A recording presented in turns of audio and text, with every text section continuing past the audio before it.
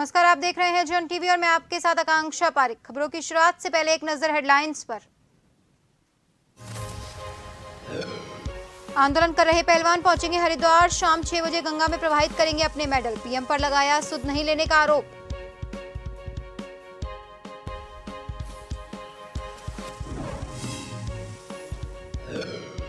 Rajiv Gandhi stadium का अनुबंध होगा समाप्त, कंपनी द्वारा रखरखाव में अनियमितताएं देखने को मिली।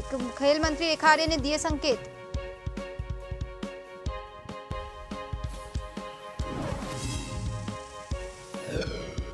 केदारनाथ धाम की यात्रा के लिए होने वाले पंजीकरण पर रोक, अगले 3 दिनों तक नहीं होगा कोई पंजीकरण। तीर्थयात्रियों की संख्या में 50% की बढ़ोतरी।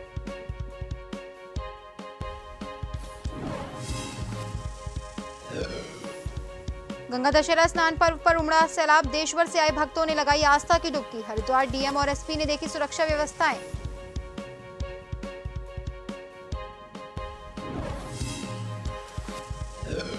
और खटीमा में हुई लाखों की चोरी का खुलासा, पुलिस ने यूपी से आरोपी को किया अरेस्ट। 7 तोला सोने के आभूषण हुए बरामद।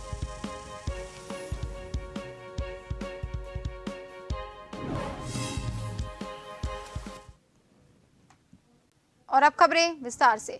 ब्रिजभूषण शरण सिंह के खिलाफ आंदोलन कर रहे पहलवानों ने अपने मेडल में को गंगा में बहाने का ऐलान किया है। रेसलर विनेश फोगाट ने इस बारे में सोशल मीडिया पर एक भावुक पोस्ट लिखकर इस बात की जानकारी दी है और बताया कि आज शाम 6 बजे खिलाड़ी अपना मेडल हरिद्वार में गंगा में प्रवाहित कर देंगे। विनेश फोगाट ने यह ऐलान 28 मई को पहलवानों के खिलाफ दिल्ली पुलिस के एक्शन के 2 दिन बाद किया है। उन्होंने ये भी कहा कि आंदोलन के दौरान प्रधानमंत्री ने एक बार भी पहलवानों की सुध नहीं ली।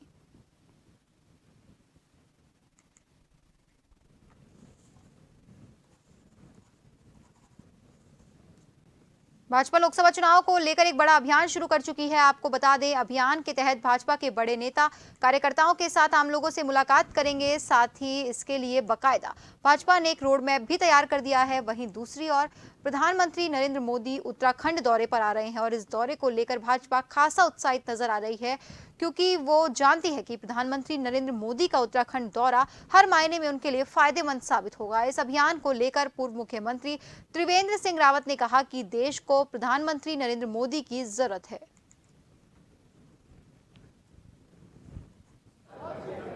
देश को जरूरत है नरेंद्र मोदी की।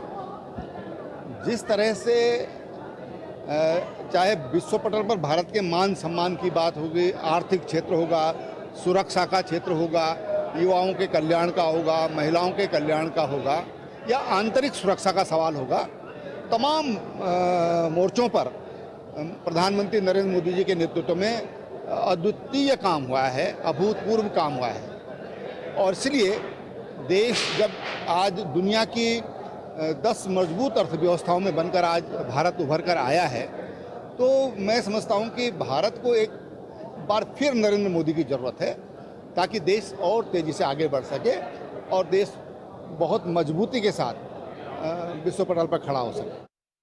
केंद्र में भाजपा सरकार ने 9 साल पूरे होने पर कालाडूंगी में भाजपा विधानसभा कार्य समिति की बैठक का आयोजन किया, जिसमें कालाडूंगी विधानसभा के सभी मंडलों के पदाधिकारी और कार्यकर्ता मौजूद रहे। इस बैठक में मुख्य अतिथि भाजपा प्रदेश महामंत्री राजेंद्र सिंह बिष्ट और विशिष्ट अतिथि कालाडूंगी विधायक बंशीधर भगत ने कार्यकर्ताओं को संबोधित किया। भाजपा प्रदेश महामंत्री राजेंद्र सिंह बिष्ट ने कहा कि केंद्र सरकार के 9 साल पूरे होने पर भाजपा द्वारा पूरे देश में सरकार के 9 साल की उपलब्धियों को जनता तक पहुंचाने के लिए 30 मई से 30 जून तक महाजनसंपर्क अभियान चलाया जाएगा।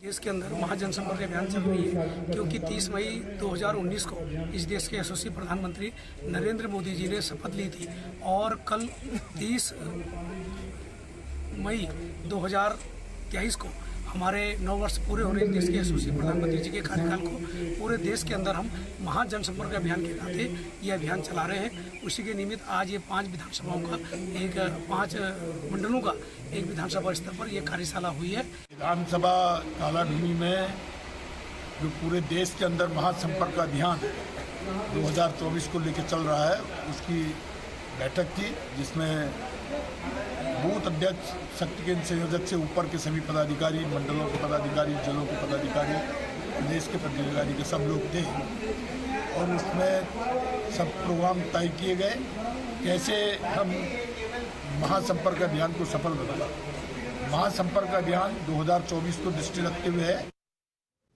बीजेपी प्रदेश अध्यक्ष महेंद्र भट्ट ने एक बार फिर अपने संगठन के कार्यक्रमों को लेकर बड़ा बयान दिया।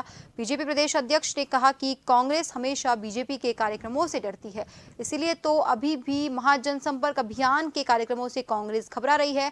बीजेपी प्रदेश अध्यक्ष ने ये भी कहा कि पार्टी के कर्नाटक चुनाव से पहले ही अपने महाजनसंपर्क अभियान की रूपरेखा तय कर ली थी। उस रूपरेखा के तहत सभी पार्टी पदाधिकारियों और नेताओं और कार्यकर्ताओं की जिम्मेदारी तय कर दी है। विधानसभा वार मंडल स्तर पर और बूथ स्तर पर भी कार्यक्रम को लेकर नेताओं ने कार्यक्रमों की जिम्मेदारी तय कर दी थी, जिससे बूथ स्तर तक पार्टी संगठन और ज्यादा मजबूत हो सके।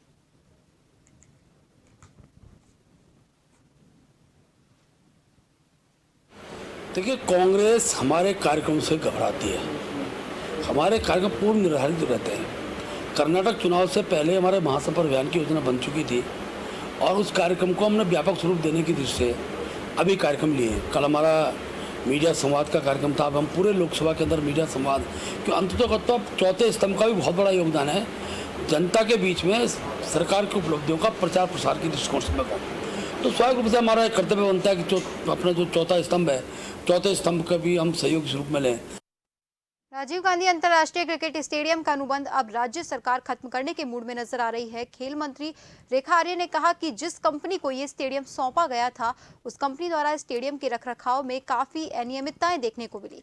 खेल मंत्री रेखा आर्य ने कहा, कोविड महामारी के बाद जब परीक्षण किया गया तो देखा कि बिजली पानी से लेकर तमाम भुगतान लंबित थे और बहुत सारी अव्यवस्थाएं भी मिली। साथ ही जिस अवस्था में स्टेडियम को सौंपा गया था, उस अवस्था में स्टेडियम देखने को नहीं मिला। मतलब साफ था कि वहां पर काफी अनियमितताएं देखने को मिली। रेखा आर्य ने कहा, हम इस पूरे प्रकरण पर गहनता से विचार कर रहे हैं और आने वाले कैबिनेट में भी ये प्रस्ताव रखा जाएगा।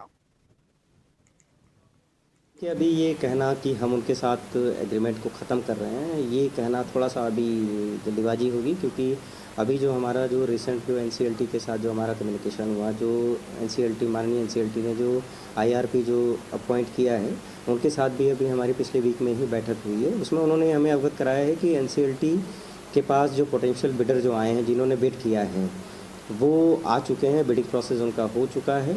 तो हम उम्मीद करते हैं, जैसा उन्होंने हमें अवगत कराया है, कि आगामी 1 माह के अंदर माननीय एनसीएलटी अपना आदेश जारी करेगी, जो निर्णय देगी, उस निर्णय का जो है वो अध्ययन किया जाएगा। देखिए, राजीव गांधी अंतर्राष्ट्रीय क्रिकेट स्टेडियम बहुत समय पहले से ही संबंधित किसी व्यक्ति के माध्यम से संचालित किया जा रहा था और उसी दौरान में जो है कोविड जैसी महामारी हम लोगों ने देखी और कोविड के दौरान में पूरी तरीके से आपदा के स्तर से इसको आपदा प्रबंधन विभाग ने लिया, स्वास्थ्य विभाग ने लिया और लगातार 2-2.5 साल इसको लगातार संचालित किया, जिसके कारण से बहुत सारी जो वहाँ पर व्यवस्थाएं थी वह अस्त व्यस्त हुई, जिसके कारण से बहुत सारे ऐसे भुगतान थे, चाहे वो बिजली के थे, चाहे वो पानी के थे या टूट फूट के थे, वो सारी चीज़ें उसमें ठीक नहीं हो पाई, जिसको लेकर जब विभाग को यह मैदान हैंडओवर हुआ तो जिसके बाद में विभाग ने जब इसका परीक्षण किया तो यह देखा कि बहुत सारी चीज़ें जो है, जिस प्रकार से खेल मैदान हमने हैंडओवर किया था, उनको दिया था, अब उस अवस्था में नहीं है, उसके मेंटेनेंस की। अगली खबर उत्तरकाशी से है, जहां पुरोला के बाजार में दुकानदारों का विरोध प्रदर्शन तेज हो गया। आपको बता दें, कुछ दिन पहले एक समुदाय विशेष के 2 युवक स्थानीय लड़की को भगाते हुए पकड़े गए थे, जिसकी वजह से स्थानीय व्यापारियों ने बाहरी राज्यों से आए दुकानदारों का विरोध शुरू किया। अभी तक 40 दुकानदार अपनी दुकान खाली कर यहां से भाग गए हैं। स्थानीय व्यापारी ढोल नगाड़ों के साथ बाहरी दुकानदार का विरोध कर रहे हैं। पुलिस ने इस क्षेत्र में सुरक्षा बढ़ा दी है।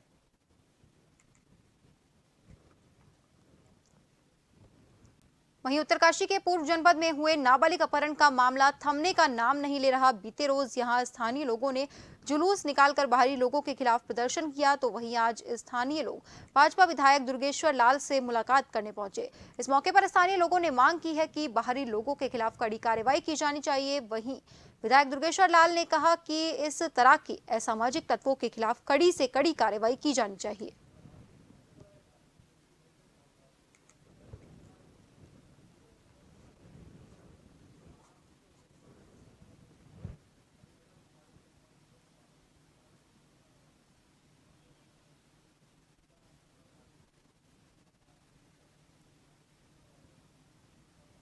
विगत दिनों में जो है प्रोला विधानसभा में एक ऐसी घटना हुई है जिसकी मैं पुरजोर निंदा करता हूं। एक नाबालिका को एक धर्म विशेष के व्यक्ति ने उसको यहां से फरार करके लेके जा रहा था, लेकिन वहां के लोगों को पता लगा तो उसको रास्ते में ही पकड़ लिया गया और पुलिस के हवाले किया गया।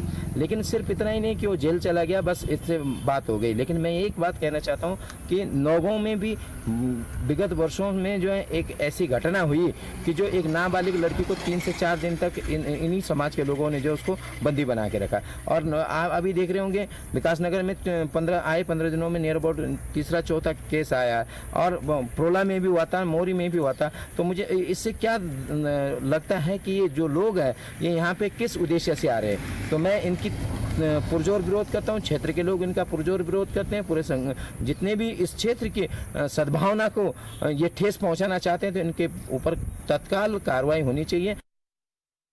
डोईवाला में परवादून कांग्रेस जिला अध्यक्ष मोहित उनियाल के नेतृत्व में दर्जनों कांग्रेस कार्यकर्ताओं ने प्रदर्शन किया। स्थानीय प्रशिक्षित बेरोजगार भी इसमें शामिल हुए और कहा कि स्थानीय लोगों के हक पर बाहरी प्रदेश के लोग डाका डाल रहे हैं, गलत तरीके से स्थानीय निवास प्रमाण पत्र बनाकर नौकरी पाने के प्रयास का आरोप लगाया। वहीं एसडीएम ने कांग्रेस नेता को साक्ष्य लाकर देने पर कार्रवाई की बात कही।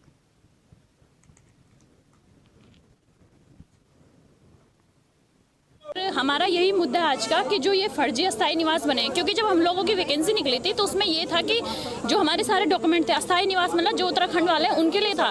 लेकिन आज के डेट में जब एडमिट कार्ड निकलते हैं तो उन सब लोगों के आने और हम लोगों की रैंक इतनी पीछे चली गई। कैसे? हम तो इतने मतलब 10-10, 11-11 साल हो गए सबको यहाँ पे काम करते करते, लेकिन हम लोगों का एडमिट कार्ड नहीं, कुछ नहीं। और कैसे इतना पीछे पिछड़ गया। और राजस्थान मतलब हमने काफ़ी सुना है कि और प्रदेशों के जो लोग हैं उनके एडमिट कार्ड निकले। ये सब देख रहे हैं, सब स्टूडेंट्स हैं और ये डॉक्टर्स हैं। ये अभी यहाँ हिमालयन हॉस्पिटल में हैं, दूसरे अस्पतालों में ये लोग प्राइवेट जॉब कर रहे हैं। इन सब की जो सबसे बड़ी समस्या है वो है कि कई ऐसे लोग हैं जो दूसरे प्रदेशों से, स्पेशल राजस्थान, हरियाणा, दूसरे प्रदेशों से यहाँ आकर सरकारी जॉब के लिए अप्लाई कर रहे हैं और अप्लाई वो हो रहे हैं।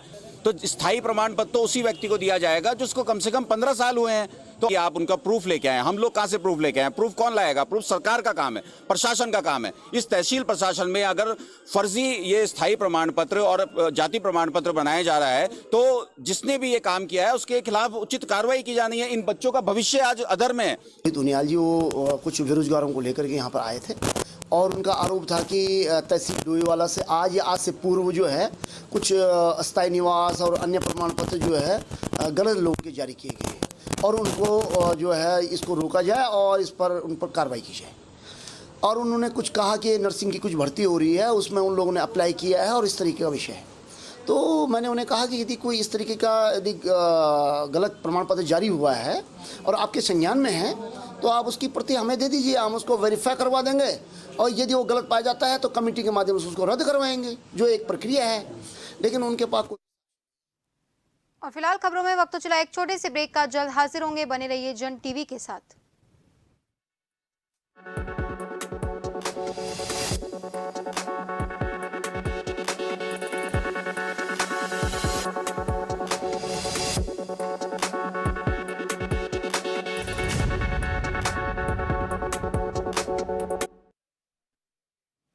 उत्तराखंड के लोहाघाट नगर में हो रही पेयजल समस्या को लेकर नगर के लोगों ने पालिका अध्यक्ष गोविंद वर्मा के नेतृत्व में कल जल संस्थान कार्यालय में तालाबंदी कर दी, जिससे जल संस्थान के अधिकारियों के हाथ पैर फूल गए।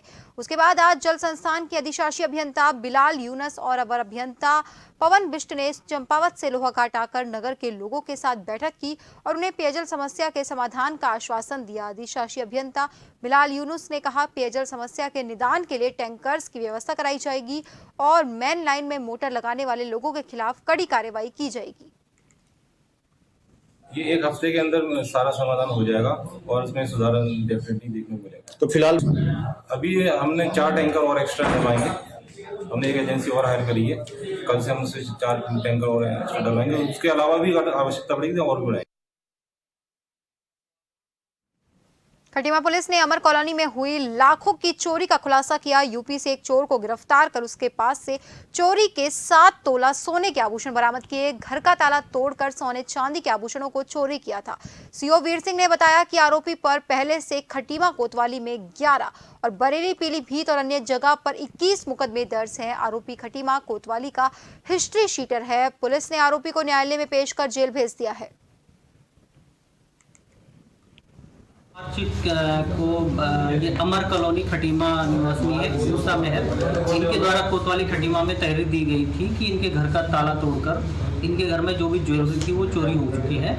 तो उस पर हमने तत्काल अभियोग पंजीकृत कर अपनी पुलिस टीम गठित की और जो भी जिसने भी वो चोरी की नकबजनी की उनकी धरपकड़ के लिए हमने टीम भेजी जगह जगह पे।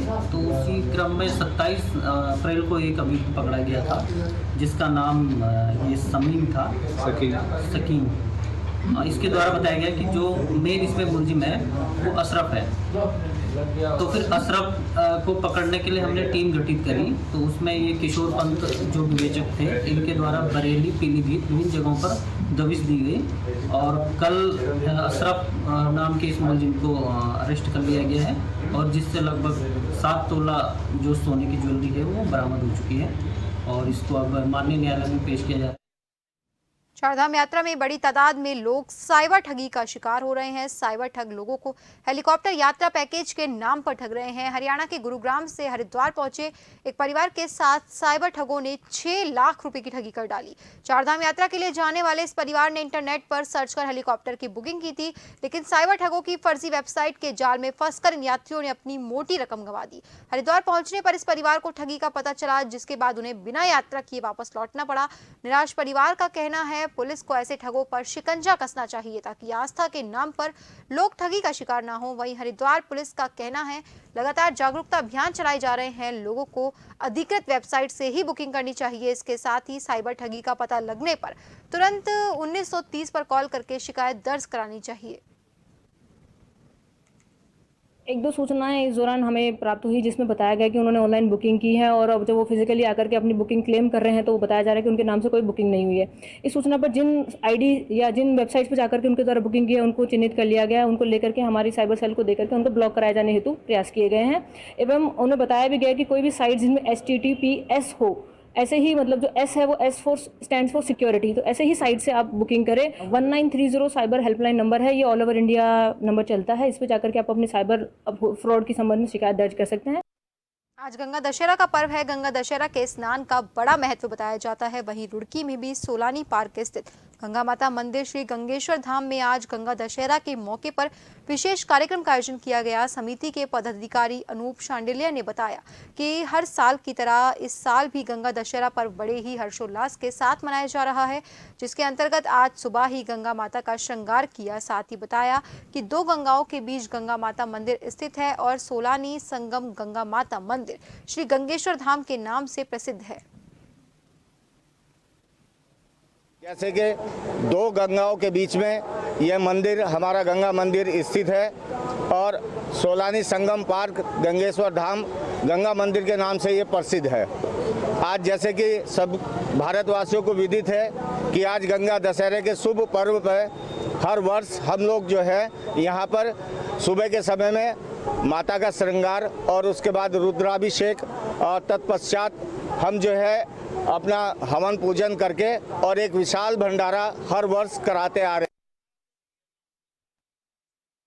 आबकारी विभाग द्वारा अल्मोड़ा जनपद में अभी तक 3 दुकानों का आवंटन नहीं हो पाया। इसको लेकर आबकारी आयुक्त ने कहा कि जल्द ही दुकानों का अलॉटमेंट किया जाएगा। उन्होंने ये भी कहा कि प्रदेश के अन्य जनपदों में सभी दुकानों का आवंटन किया जा चुका है। साथ ही बताया कि फाइनेंशियल ईयर 2023-24 के लिए आबकारी विभाग को 4000 करोड़ के राजस्व प्राप्ति का लक्ष्य मिला है।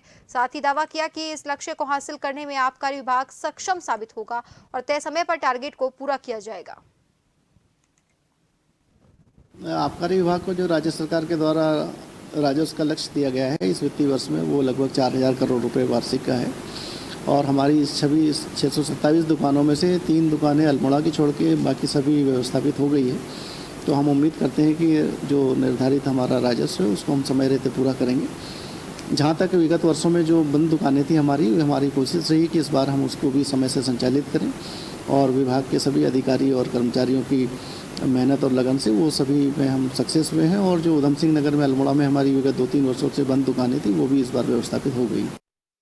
हरिद्वार के गांव बेगमपुर के आसपास शव मिलने से क्षेत्र की जनता में दहशत का माहौल बन गया। सूचना पर पुलिस के आधा अधिकारियों के साथ पुलिस बल मौके पर पहुंचा। एसपी सिटी स्वतंत्र कुमार ने बताया जो शव मिला है उसमें हत्या जैसे आसार नजर आ रहे हैं, जिस पर तत्काल पुलिस की अलग अलग टीम को तैनात कर दिया गया जो कि छानबीन कर रही है। एसपी सिटी स्वतंत्र कुमार ने बताया परिजनों की माने तो कुछ लोगों पर शक है जिसमें पुलिस की टीम जैसे के एसओजी फॉरेंसिक जाँच कर रही है और जल्दी ही कातिल पुलिस की गिरफ्त में होगा।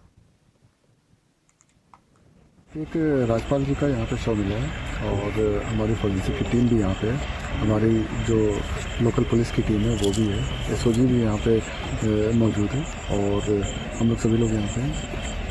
इनका बॉडी को अभी फॉरेंसिक ने पूरी शिनाख्त भी कर लिया है, बॉडी को रख के मोर्चरी भेज रहे हैं। इसमें कुछ लोगों पे शक जाहिर की जा रही है इनके परिजनों द्वारा, उसमें हमारी टीम कार्रवाई कर रही है। जल्दी हमें अभी इसमें कुछ भी कहना जल्दीबाजी होगा, लेकिन हमारी टीम लगी हुई है, जल्द ही इसमें सारी 2 हथियार हमें बरामद हुए हैं, 2 और उसको फॉरेंसिक वाले अपने कब्जे में भी ले लिए हैं जो कि हमारा यहीं से कब्जा में लिया गया। और चलते चलते एक नजर हेडलाइंस पर। आंदोलन कर रहे पहलवान पहुंचेंगे हरिद्वार, शाम 6 बजे गंगा में प्रवाहित करेंगे अपने मेडल। पीएम पर लगाया सुध नहीं लेने का आरोप।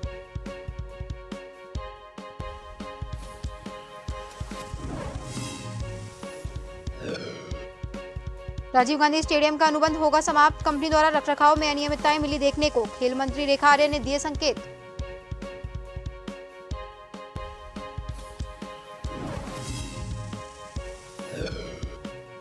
केदारनाथ धाम की यात्रा के लिए होने वाले पंजीकरण पर रोक, अगले 3 दिनों तक नहीं होगा कोई पंजीकरण। तीर्थयात्रियों की संख्या में 50% की बढ़ोतरी।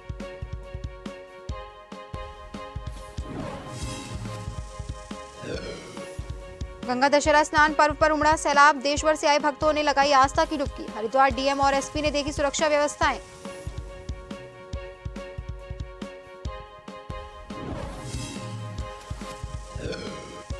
और खटीमा में हुई लाखों की चोरी का खुलासा, पुलिस ने यूपी से आरोपी को किया अरेस्ट। 7 तोला सोने के आभूषण बरामद।